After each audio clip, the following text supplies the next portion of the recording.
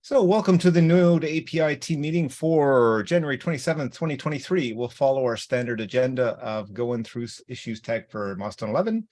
Anybody have any welcome to the Node announcements they'd like to share? Nothing here. Okay. I'm going to go, I didn't do that before, maybe I should have, but I didn't, so just navigating and then I'll share. Issues.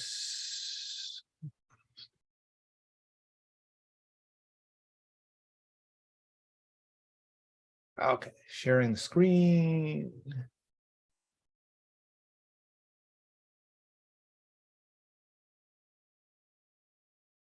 Okay, right. I guess the top one is what's new in the Node API and Node add-on API world. We don't really have anything since we had no announcements. The next one actually is that one. Yeah. So next one is get contacts for each of the runtimes supporting Node API. I don't think we made any progress on that one. Still makes sense though, so I'll leave it in the list. Same for the next one. I don't think we've done anything on the how to check for memory leaks, but still a good idea. Add list of non-C language bindings. I know we've been moving along on that.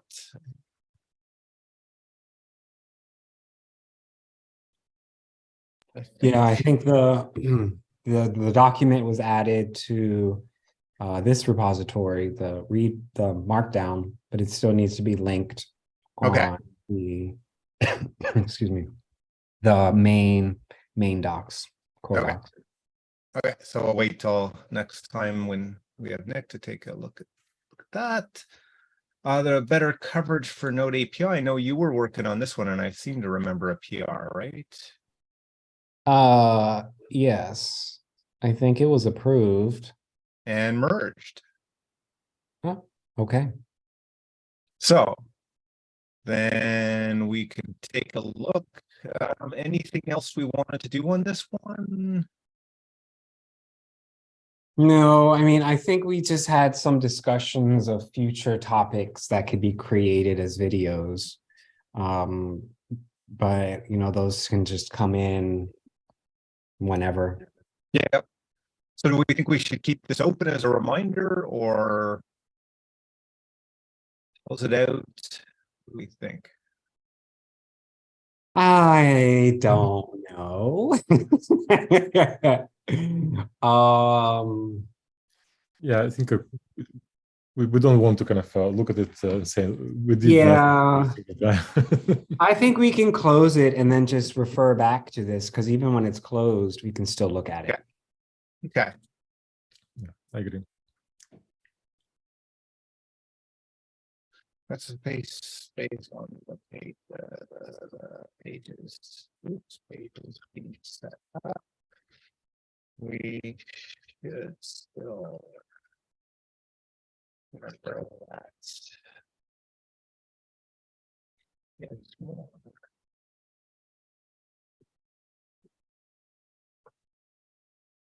Okay, oops. And we can close that. Drive for full coverage. Jack, is there particular ones you want to discuss this week? Nope, just a bunch of PRs going out. Actually, I have a bit of a question about that. This is for my own like sort of curiosity, but for some reason, the compilation error for Microsoft, the Visual Studio compiler, only showed up when we're building against the x86 architecture, but not x64. Just curious why that is, because I didn't really dig into it too much but curious what you guys think. Typically, it may be related to some calling conventions. Like on x64, we have only single calling conventions. Like, but on x86, we have a zoo. It's maybe related. Which PR has this issue? Here we can flip over to. Right. This was because of someone reported that issue in their repository. I think it was the Sharp repository. I think it was this one. It was this one where we'd added another whatever you call it, and basically another operator, and then the one compiler was confused by that in that it couldn't figure out which operator to choose, Mhm. but only on x86 versus 64-bit. Yeah. Oh wow. Okay, Right. so what might happen in this case that I see someone in the comments that says size T. Size T is actually has different size depending on the platform. So it's a 32-bit on one and 64 on another. So technically, if we have another overload which uses int 32 or uint 32 more specifically, it may actually get Right. confused because of it. Right. Okay, yeah, that makes sense. Okay. It's worth mentioning on this one, I did land 1275. Yeah, I had to. I think I had to rebase, I guess, with like the newer changes that come. Yeah, because like the thing Okay, was good. So hopefully it'll get through these tests and pass, and then I guess like the thought was we should probably like do another Semver major. So basically like, hey, if you were broken, you can move up to the major, which will fix it. But if you weren't broken but started to use the new method, at least you won't automatically pull in that change unless you move up to the next Semver level. Makes sense. Okay, so if this passes, then I'll open an issue that says like, hey, can we do the 6.0 release? And we can figure out how to get that out.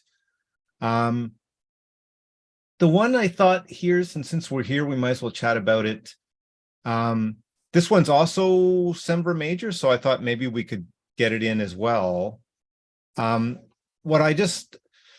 remember our discussion that we talked about like, hey, you can't copy an async worker.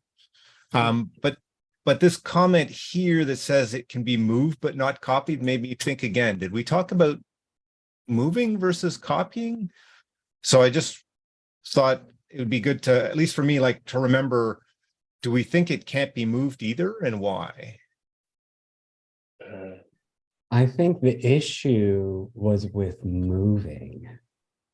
Yeah, it was. I think the problem was even though we moved like the async works and stuff over from A to B, the original like underlying async work was still associating with the previous like the class pointer, which now does not have an environment variables anymore because it was set to null after the move. And now it's like, so unless we can somehow change at that level, I don't think we can really use async worker like the move semantics.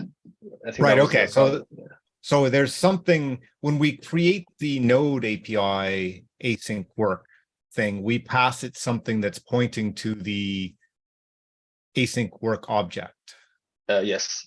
Okay. Right. Okay. I was just forgetting. I could see copy, yeah, it just isn't going to work, but the move, I'm like, okay, and I forgot. So okay, now I got that. So yeah, that one then looked all good to me. I'm just going to add my. So I don't know if anybody else wants to take a look and before landing that, but I'm thinking we might as well get that in if we're doing a Semver major as well. And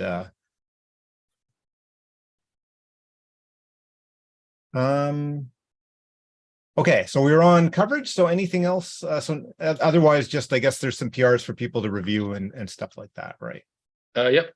And I think we're pretty close to done. So it's kind of exciting for me too. Yeah, excellent. Thanks for all that hard work. Thank you.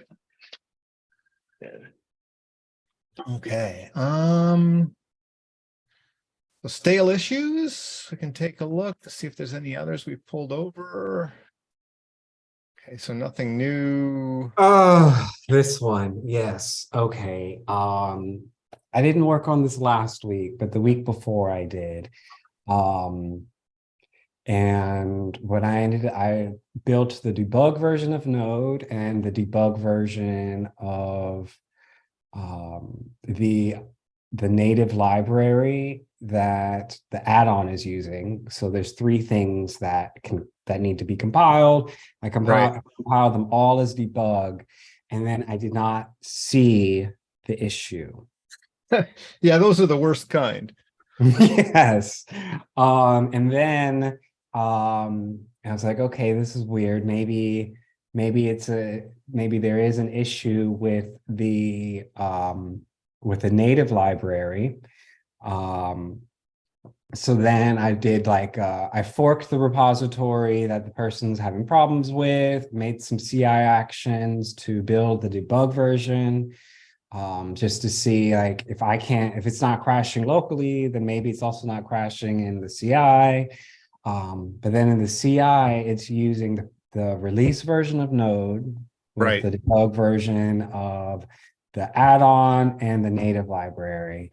And in that scenario, it does crash. So it's pretty difficult to like try to see what's going on because I'm like, I would like to use the debug version of Node, but then that's not showing the issue. And I really don't know what the problem is. My only suggestion might be, have you tried Valgrind? Because like what I could see happening is like you build the debug so it moves memory around, and even like sometimes debug actually initializes memory for you. So instead of being, random, it's got pointers in it. But Valgrind would still, I think, report, if you're using uninitialized memory or something like that, I think it still reports those kinds of errors. Okay, I can try with Valgrind because I did try with the address sanitizer and nothing popped up because it gives warnings and whatnot, but it is different. So I'll try with Valgrind and see if anything pops up. Yeah, and that still needs to be like compiled debug, but I think running on the debug side, it might at least, and actually even on the non-debug one, I think I can't remember if you get some information, just less. Yeah, anyway, I'll take a look. That'd be it's when you're grasping for straws. That's basically where I'm at in this issue. Yeah. But okay, I can do that. It's another reason could be what we not completing ABI safe. So if we get situation, for example, then we have a memory allocation happening in one module and deallocation in another module. It may crash because in debug mode, they may add additional meta information along with memory. So technically, allocation and deallocation, debug versus release could be totally different. Gotcha. We face these issues all the time sometimes. And it may be something else to look at if we have any patterns where we allocate memory in one module and deallocate in another. So we need to avoid such situations. Gotcha. Okay. Okay, so I think this one's waiting on us getting the versioning and features. This one I think was just sorry, this one too, or yes. Okay. Wait, hold on. Release crashes, render process on reload. No. Okay, that one might be a doc. Yeah, this was the doc change because of the cleanup order. Right. Okay. So we're working on that.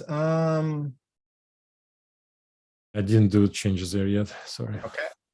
Okay, so that's it. Can we also go to the Node add-on API issues and do a search for the stale label? Because maybe there are some stale issues that have kind of slipped through. Sure. Yeah. Typo on Node. Nope.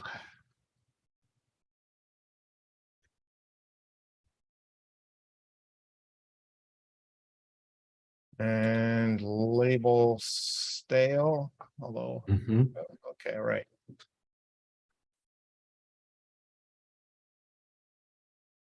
Just seeing what we've. We asked for code. And yeah, I'm happy to let that one go stale if there's no response. Right. This one, that's on our list. It just got the label re-added. So I guess we can remove this label so it doesn't get closed. Okay. Okay. That's I good will then. remove that label. Okay. Pull requests. So we talked about this one. This one needs just somebody to take a look at.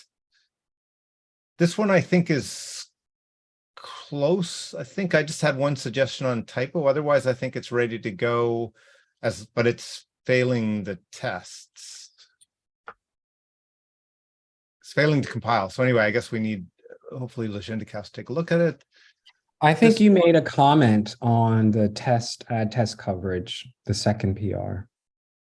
Sorry. Yeah. Mhm. This one. No, that okay, never one. mind. Where am I? This one for object wrap. Yeah, sorry, I forgot to Right. take that comment out. Yeah. Okay. Yeah. Okay, so that, yeah, if you take that out, then, because yeah, I was like, is this supposed to be there? Yeah, I was just kind of for my own thought. Yeah, I'll take it out. Yeah. Okay, and I think we're good here. And then this one we talked about is ready, right, as well. I was just, when I looked at the move part, I had to, thanks for reminding me what our discussion was. So that's good. Thank you. Can we look at issue 1074? In this repo, or is it Yes, somewhere? in this repo. It's Okay. it's already closed. Okay, let me just click on one of these. I wonder if we can still kind of resurrect it. It's something what I was lately looking at optimizing this object creation as a part of node.js project, and this one is probably when closed as tail issue. Does it make sense to reopen this, or do you just want to open a new issue for discussion? I don't know. It's pretty much we do have right now discussion on node.js main repo, but this one related. I don't know. It's just it's okay. Maybe we can keep it closed, but it's something what it's related. It's discussion related to what was Okay. going. Because I think like if you, yeah, we'll definitely want to follow on from the discussion that's in Node Core. If the things are implemented, then we would want to add the wrappers or something to. Okay.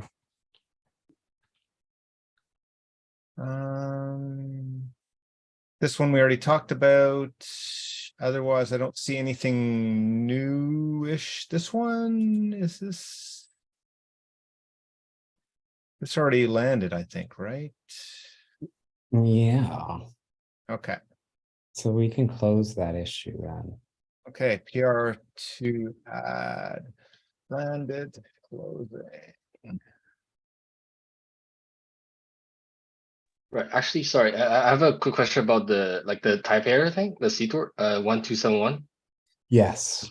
Yeah, This one, that okay, one. yeah. Yeah, I wasn't sure what the behavior of that was, because all it does is it takes an API value and it creates a C++ type error object, but we don't actually do anything to the thing underneath with respect to V8 or anything. So I'm just curious what the expected behavior is. Mm.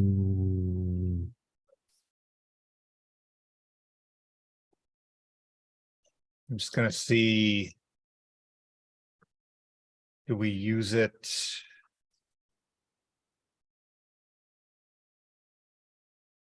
Yeah, we use like the new static method a lot, but not like directly. I don't Right, think. okay.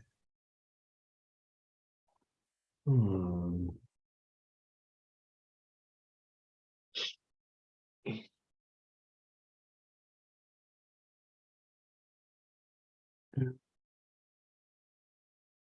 We check, well, we do have this, oh, this is in the air tests, okay.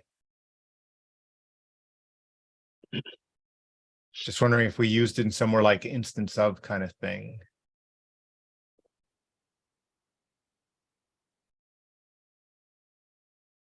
Right. So we have different C++ error types, and then they're just created by different underlying node API, such as like create type error or create range error. Yeah.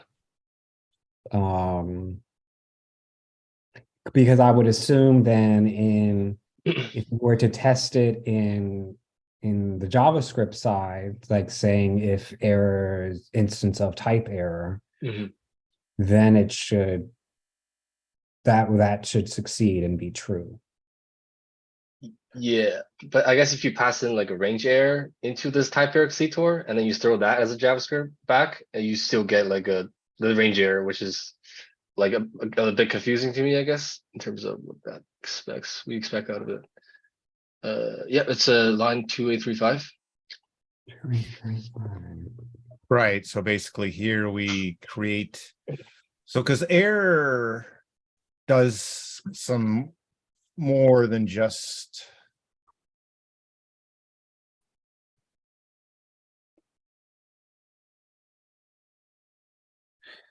error.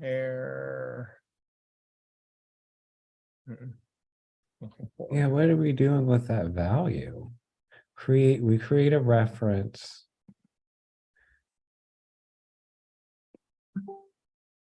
But we don't do anything with it's just is stored inside of the error type. I think like it's just a convenience mechanism. But I think what you're saying is you can end up with something that's confusing, right?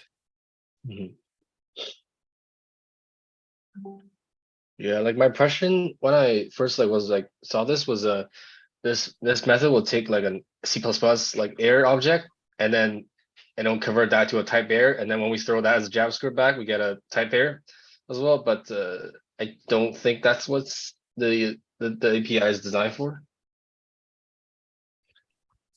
I guess here, but it creates a type, like there is a call to create a type error.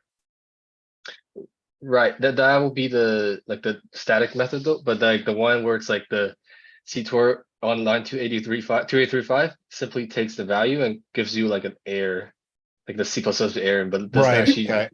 give any guarantees. Yeah. So basically saying, here's an error, Yeah. but that could be, I think that nappy value would just be a string, right? It could also be a JS error, I think. Right. Yeah, okay, that's a good point. So in there, so that one error m value, and then if we go back to, I can't open, right? So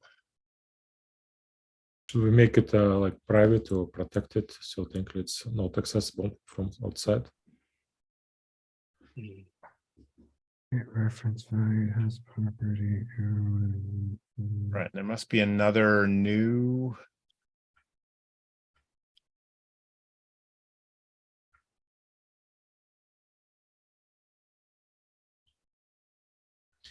I guess we need to see what this error new template method does.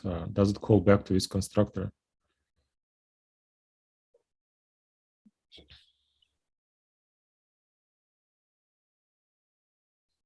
Yeah, it doesn't even really seem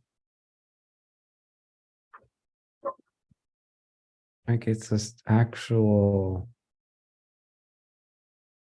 error.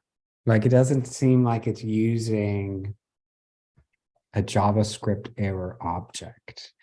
It just seems like it's a wrapper around object reference to keep track of the value that you pass in. I think it's because if there's an error object, like we need to keep that object alive, right? So, you know, we're basically like, we've gotten an error from somewhere. We've got to keep it alive because we're rethrowing it or, you know, including it in something in our object. And if we don't create a reference to it, it'll go out of scope potentially and we'll end up with problems, right? Yeah, there's like the error message method on 2724, which grabs the message property off of the referenced object. Right. We're basically throwing, I think what we're doing is we're throwing a type error and we are saying, here is the original error that caused it to happen. Like we put it on we define this property. So it's like actually tagged onto this defined property says, here's the error. Actually, yeah, sorry. I think this was like I remember making this change, and it was because we were trying to handle like primitive types that we and then like I think we are trying to I think we made a change in node core and we're accepting like symbols as references to create a reference on. But sometimes you Okay. can't. You have to kind of wrap it around like for like ints and bools and whatever. You have to wrap it Right. around this object. Yeah. So basically, we're trying to say like we have this error, but we want to throw whatever the error we got, we can't, Mhm. we want to actually just tag it on to the error we're throwing. Right. Well, what did we say in our docs? Let's see.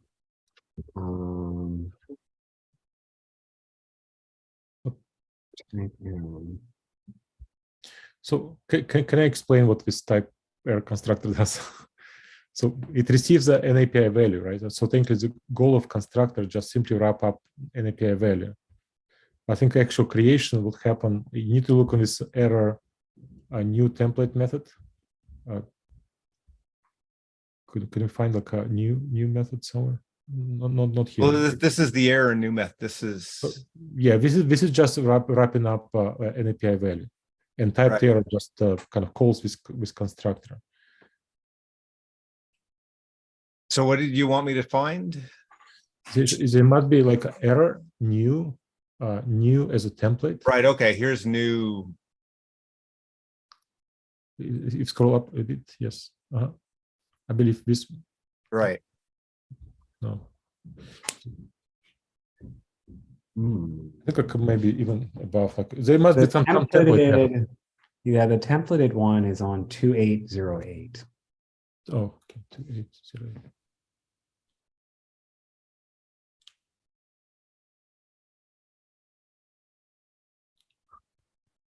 Okay, this is template one. Yes.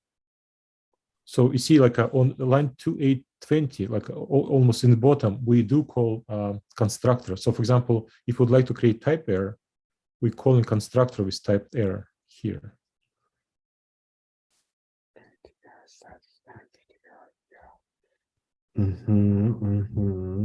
Wow, that's kind of interesting.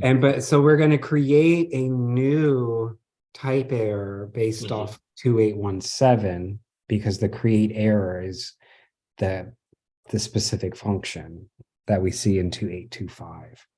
So that would end up being the value that gets referenced in the error constructor then.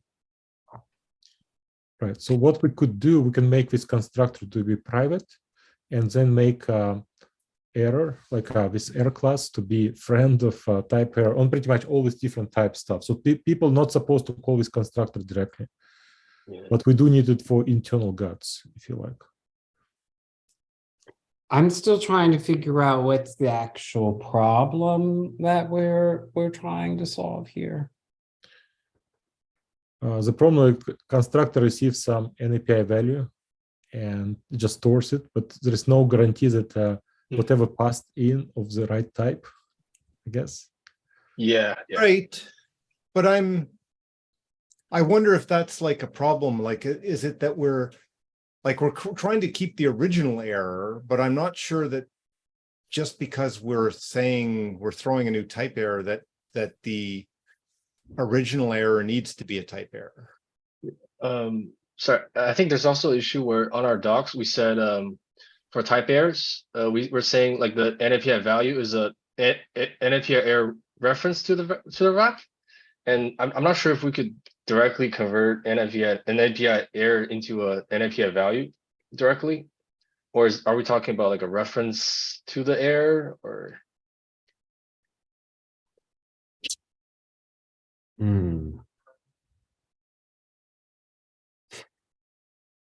So as an error. Yeah.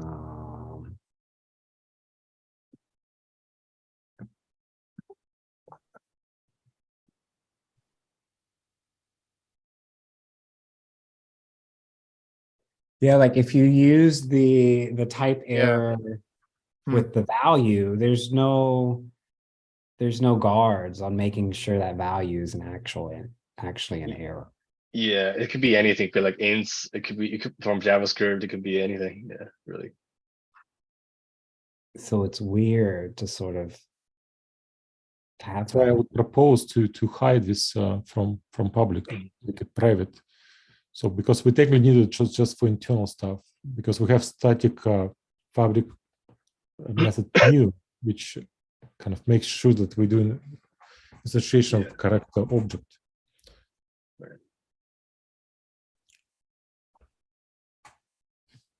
Hmm.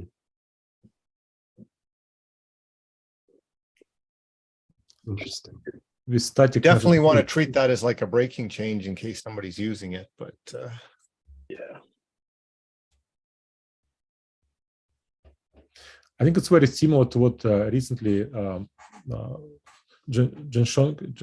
sorry, he was actually looking at some issue with number creation, and partly we don't have any kind of ways to guarantee that they never do some casting if it's correct type. And Oh, the maybe, yeah.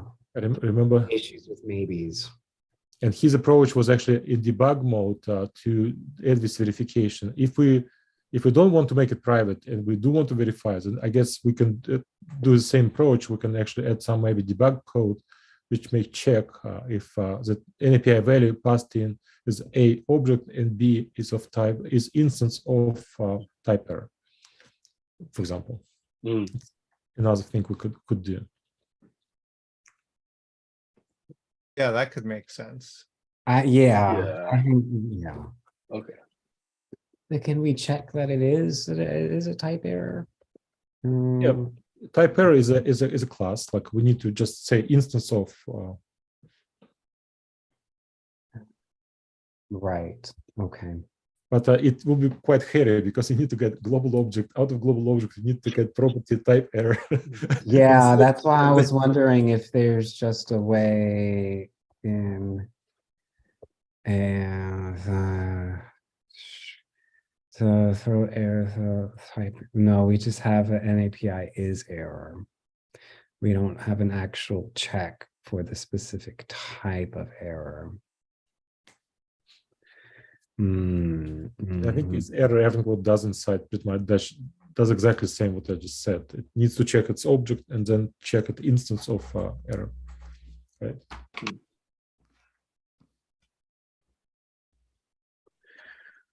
Okay.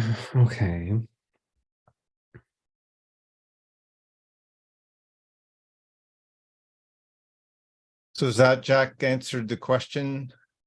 Some ideas of Yeah, I can play around with that just to see if we can verify it's an error, and then if there's a way to verify it's a type error. okay. Sounds Thank you. good. Any other ones we should discuss on this slide before we flip over to the core repo?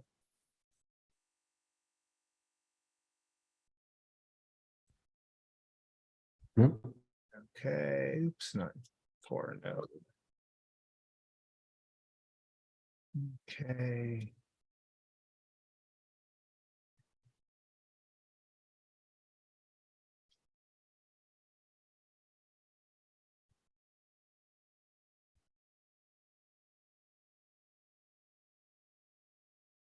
Okay, this one, I know, Vladimir, you've been working on. We've had some discussion back and forth.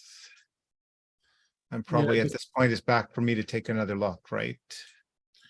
Yeah, I just didn't. Then I started looking at stuff. I thought like, well, I can do a small change, but I decided like we can just remove a bunch of code, and it felt so satisfying making it clean.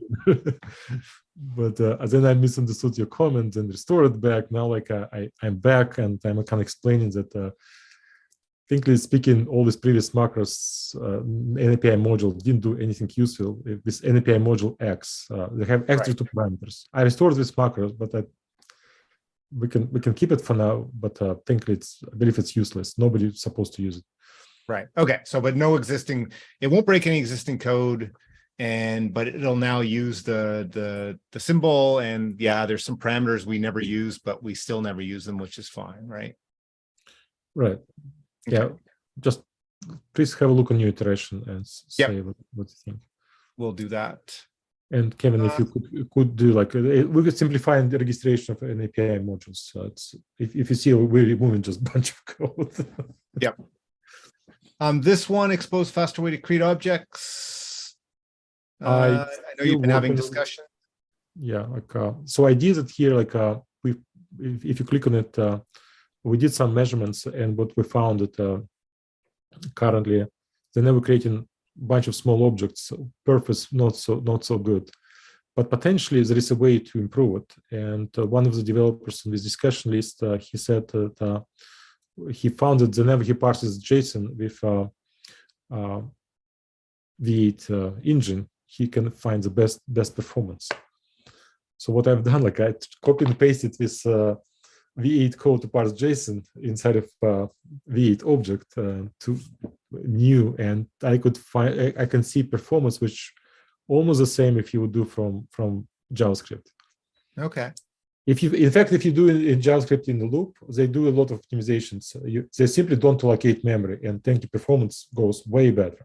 But then they put JavaScript in the same conditions as the rest of our code, and we can see they definitely kind of beat us, but we still can be on par. So I did that. I'm going to test it a bit more, but I want to propose new APIs which would allow us to create objects in an optimized way. Yeah, should be interesting. And nothing else looks too new. And we're pretty much at time. Anything else in particular people want to bring up? I recently fixed this build issue, and I already did it like 2 weeks ago. Which one's that?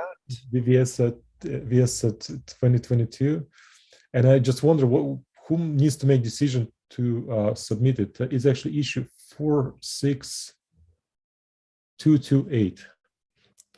It's not issues. It's just 46228. Mm-hmm.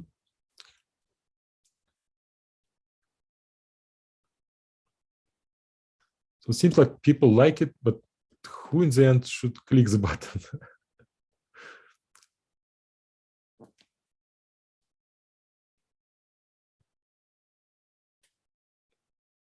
Okay, so Stefan is like one of the people from Microsoft. So right, company contracted by Microsoft. So basically, it says I think it can land with this PR. So how old is it? It's a couple weeks. I think like I can just.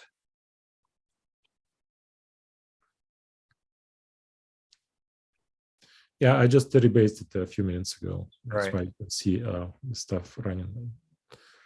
So basically, I just started the CI on it. As long as it passes the CI, then it just takes somebody to actually land it. Okay, because what I found that people couldn't use Visual Studio 2022 since August. And to me, it was literally 1 hour, maybe less fix. So it was just surprising people had issues with some trivial things like this. Okay. Yeah. No, hopefully that'll get it going. Somebody will notice it's done. And if not, if it doesn't somebody doesn't land it, just let me know and I can go land it. And I wonder, because I put this build colon, and but I don't see this automatic tag to be built here. Like only have tools, but don't have build. What's the kind of? You mean this header build? Yeah, see, I think it's related to the build. I don't know what's the difference between tools versus build. Tools, we have some tools. We have some tools in the like there's a tools subdirectory in the project. So any of the tools in there is what I think would be tools. Yeah, technically all my changes inside of tools folder, but it affects build and it doesn't have the label, this label build. I don't know. I would just use whatever labels we have as the easiest.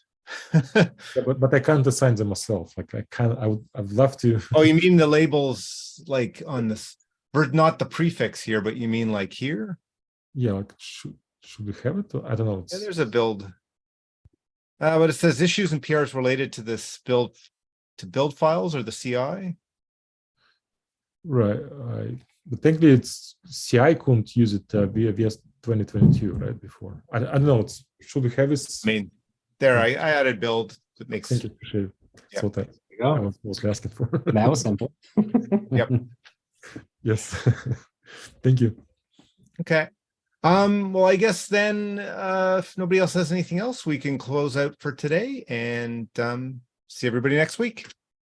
Alrighty, All right, see ya. everyone. Thanks. Bye.